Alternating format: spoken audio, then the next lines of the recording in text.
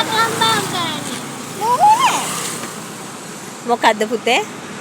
අම්බාම් කරන්නේ කිව්වේ. අම්බාම් කියන්නේ මොකද්ද? මූණ. අම්බාම් කියන්නේ මොකක්ද? මේකක් දානවා එහෙම. මොකක් අම්බාම් කරනකොටද? මූණ අම්බාම්. හරි කාගේද? නැති වෙච්ච එක්කෙනාගේ. කාගේද?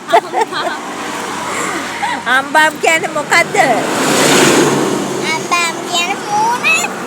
මේකක් දානවා එහෙම. ඉතින් ඒකට කියන්නේ අම්බාම් කියලාද මැරිච්ච කෙනෙක් අම්බාම් කරනවා කියලාද කියන්නේ? එම්බාම් කරනවනේ මේ කියන්නේ. ඈ? එම්බාම් කරනවා. නෑ එහෙම නෙවෙයි කිව්වේ ඔය අම්බාම් කරනවා කියලානේ කිව්වේ. එහෙම නෙමෙයි මං කිව්වේ එම්බාම්නේ. ඔයා කිව්වේ අම්බාම් කරනවා කියලා. ඔයා කිව්වේ අම්බාම් කරනවා කියලා.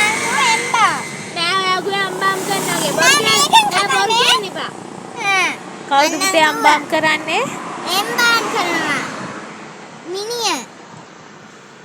අනේ අම්බාම් කරන්නේ කවුද? දැන් අර ගිනිච්ච අක්කගේ.